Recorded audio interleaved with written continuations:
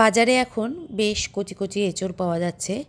আজকে সেরকমই এঁচড় দিয়ে আমি এঁচড়ের কোপ্তাকারি আপনাদেরকে শেয়ার করব। আমি আগেই বলেছি আমাদের যেহেতু বাড়িতে পেঁয়াজ রসুন ঢোকে না, তাই পেঁয়াজ রসুন ছাড়া সম্পূর্ণ নিরামিষভাবেই এঁচড়ের এই কোপ্তাকারি রেসিপিটি আপনাদেরকে শেয়ার করছি। এরকম একটা কচি এঁচড় আমি নিয়েছি। এই এঁচড়ের কোনো কিছুই কিন্তু সেভাবে ফেলা যাবে না। একটা ছুরি কিংবা বটিতে এভাবে তেল মাখিয়ে এঁচড় কাটলে পরে আটালো ভাবটা খুব একটা চিটচিটে করবে না। মানে বটির গায়ে বা ছুরির গায়ে একদম খুব একটা লেগে যাবে না যদি একটু তেল দিয়ে এভাবে এঁচড় কাটা হয়। তারপরে এরকম গোল গোল রিং রিং করে ছোট ছোট টুকরো কেটে নেব কাটার সুবিধের জন্য। ছোট টুকরোগুলোর একটা ছোট টুকরোর এভাবে এই ছুরির সাহায্যেই বারবার তেল মেখে মেখে খোসাগুলোকে ছাড়িয়ে নেব। তাতে করে কিন্তু কাটতে খুব সুবিধে হবে।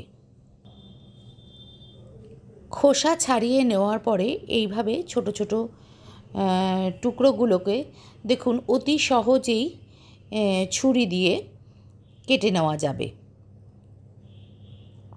আর তেল ব্যবহার করাতে সেভাবে কিন্তু যে আটালো অংশ থাকে কাঁঠালের বা এঁচড়ের, সেটা সেভাবে একদম হাতে বা ছুরির গায়ে লেগে থাকছে না। দেখতেই পাচ্ছেন এইভাবে ছোট ছোট টুকরো টুকরো করে নেব। খুব একটা বড় টুকরো করব না। আর এই যে মাঝখানের অংশটা, এটাকে বাদ দিয়ে দেব। যদি চান এটাকে রেখে দিতে পারেন, কারণ এটা কিন্তু খুব একটা শক্ত নয়। আমি বাদ দিয়ে দিচ্ছি। আর এরকম বড় বড় টুকরো করে নেব, মানে খুব ছোট না আবার খুব বড় না, এরকম সাইজের টুকরো করে নেব। আর কাটার সঙ্গে সঙ্গে কিন্তু জলে ভিজিয়ে দেব, না হলেই এঁচড় খুব তাড়াতাড়ি, যতটা কাটবো ততটাই জলে ভিজিয়ে দেবো, খুব তাড়াতাড়ি না হলে কিন্তু কালো হয়ে যাবে। তারপরে হাতে এরকম তেল আর এই যে নুন রেখেছি, এই নুন নিয়ে তেল আর নুন একসাথে হাতে ঘষে নিলেই কিন্তু সহজেই যে এঁচড়ের যে আটালো অংশটা ছাড়ানো যাবে। আর যেখানে যেখানে একটু একটু লেগে রয়েছে সেখানে ওই হাতটা দিয়েই ভালো করে মুছে নেব। বটি আবার ছুরিও কিন্তু একইভাবে আমি পরিষ্কার করে নেব। এঁচড়ের টুকরোগুলোকে প্রেসার কুকারে জল নিয়ে তাতে দিয়ে দিচ্ছি। ওই জন্য খুব একটা ছোট টুকরো না করলেও চলবে, এরকম বড় বড় করে নিলেও হবে। সঙ্গে দুটো আলু একসাথে দিয়ে সেদ্ধ করে নেব। সেদ্ধ করবার সময় অল্প লবণের ব্যবহার করে নিয়েছি। দেখুন জলে ভিজিয়ে রাখার ফলে এঁচড় কিন্তু একদম কালো হয়নি। তারপরে প্রেসার কুকারের ঢাকনা আটকে গ্যাসে বসিয়ে অপেক্ষা করব। প্রেসার কুকারে সেদ্ধ হতে তো একটু সময় লাগছে। ততক্ষণে 2-3টে টমেটো আমি এভাবে কেটে নিয়ে মাঝখান থেকে তার বীজ ছাড়িয়ে নিচ্ছি এবং বীজ ছাড়িয়ে মিক্সিতে একটা পেস্ট তৈরি করে নেব। ওদিকে প্রেসার কুকারেও 3 থেকে 4টে সিটি দিয়ে নিয়েছি এবং ঠান্ডা করে নেব। ঠান্ডা অনেকটা হয়ে গেছে, ঢাকনা খুলে নিয়েছি। আমি এরকম ছাঁকনির সাহায্যে ছেঁকে নেব। তার আগে দেখাচ্ছি, দেখুন এঁচড় কিন্তু বেশ ভালোই নরম হয়ে গেছে। এভাবে ছাঁকনিতে ছেঁকে তুলে নিচ্ছি। সঙ্গে আলু সেদ্ধটাকেও তুলে নিচ্ছি, মানে তুলে নেব। ভালো করে জলটাকে ঝরিয়ে নিতে হবে। এঁচোড় কিন্তু একদম ভালোভাবে সেদ্ধ হয়ে গেছে, সফট হয়ে গেছে। এবার এই এঁচোড়েই আমি একে একে দিয়ে দিচ্ছি লঙ্কার কুচি, ছোট ছোট করে লঙ্কা কেটে নিয়েছি। দিয়ে দিচ্ছি, আমি এখানে ব্যবহার করছি পাওভাজির যে মশলাটা থাকে না, যেটা নো অনিয়ন নো গার্লিক, সেই পাওভাজির মশলা প্রায় 2 চামচ ব্যবহার করছি। আর দিয়ে দিচ্ছি আমচুর পাউডার। আমচুর পাউডারটা ব্যবহার করলে পরে একটু টক টক লাগবে, খেতেও ভালো লাগবে। 1 চামচ ব্যবহার করছি। দিয়ে দিচ্ছি আদার গুঁড়ো, আর দিয়ে দিচ্ছি চাট মশলা, 2 থেকে 3 চামচ বেসন, তার বেশি লাগলে পরে দিয়ে নেব। আর দিয়ে দিচ্ছি স্বাদমতো লবণ। আমি সেদ্ধ করবার সময়ও কিন্তু লবণের ব্যবহার করেছিলাম, তাই বুঝে কিন্তু লবণের ব্যবহারটা করতে হবে। দিয়ে দিচ্ছি স্বাদমতো মিষ্টি।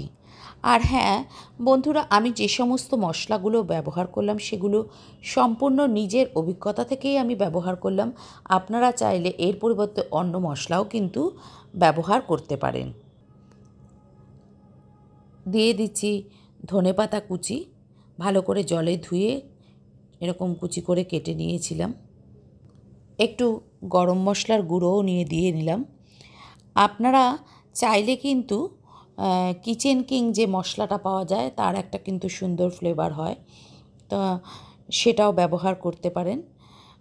তারপরে খুব ভালো করে মেখে নেব। তবে মাখাটা কিন্তু আমি কোনো জলের ব্যবহার করব না। সরি, একটু হলুদ দিতে ভুলে গেছিলাম, তাই হলুদ দিয়ে নিলাম।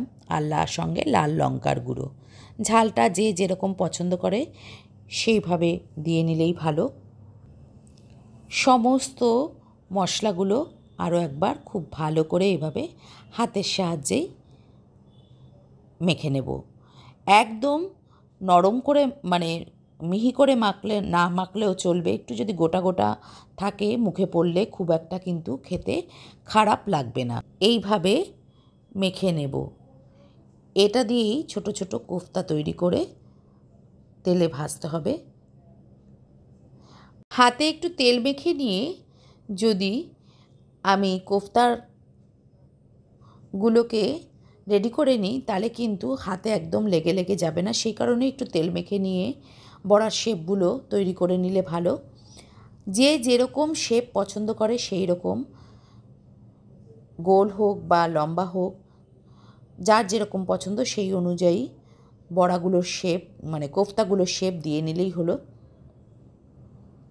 আগে কতগুলো আমি রেডি করে নিচ্ছি। কড়াইতে সর্ষের তেল দিয়ে নিচ্ছি, ভালো করে গরম করে নেব তেলটাকে। মোটামুটি গরম হয়ে গেলে পরে গ্যাসের ফ্লেমটাকে লো করে এঁচোড়ের এই কোফতাগুলোকে ভাজার জন্য, মানে এঁচোড়ের এই বড়া বলতে পারেন, এগুলোকে ভাজার জন্য দিচ্ছি। আঁচটা খুব একটা বাড়িয়ে কিন্তু এগুলোকে ভাজবো না, কারণ বেশি আঁচ যদি বাড়ানো থাকে তাহলে ওপরটা ক্রিস্পি হয়ে যাবে, ভেতরটা কিন্তু কাঁচা কাঁচাই থেকে যাবে। তাই গ্যাসের ফ্লেম একদম মিডিয়াম টু লো করে খুব অনেকটা সময় নিয়েই এই কোফতাগুলোকে ভেজে নেব। খুন্তি দিয়ে মাঝে মাঝে একটু উল্টে পাল্টে নেব, যাতে, যেহেতু আমি একটু লম্বা লম্বা শেপের করেছি, তাই চারপাশটা যাতে একদম সমানভাবে ভাজা হয় সেটা বারবার এরকম উল্টে পাল্টে দেখে নিতে হবে। আর ওই যে বললাম গ্যাসের ফ্লেমটা লো করেই ভেজে নিতে হবে, তাতে ভাজাটাও ভালো হবে এবং খেতেও বেশ ভালো হবে। ভেতরটাও বেশ ভালো ভাজা হবে এবং কাঁচা কাঁচা ভাবটা থাকবে না।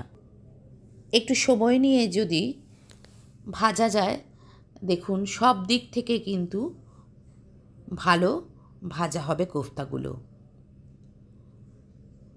তুলে নিচ্ছি এক এক করে কোফতাগুলোকে।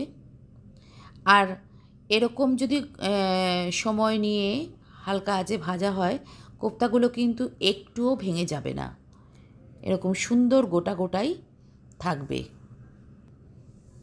বাতি কোফতাগুলো ভাজার জন্য দিয়ে দিচ্ছি। কড়াইতে শুকনো লঙ্কা ফোড়ন দিয়ে দিচ্ছি, আর সঙ্গে দেব গোটা জিরে।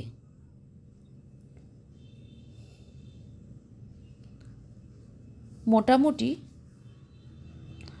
যখন ফোড়নের একটা সুন্দর গন্ধ বের হবে, তখন বেটে নেওয়া টমেটোর পেস্ট দিয়ে দেব। টমেটোর পেস্টটা ভালো করে নেড়েচেড়ে নেব, যাতে কাঁচা যে গন্ধটা থাকে সেই গন্ধটা চলে যায়। এবার একে একে আমি যে সমস্ত মশলাগুলো ব্যবহার করব সেগুলো দিচ্ছি ধনের গুঁড়ো, সঙ্গে দিচ্ছি জিরের গুঁড়ো,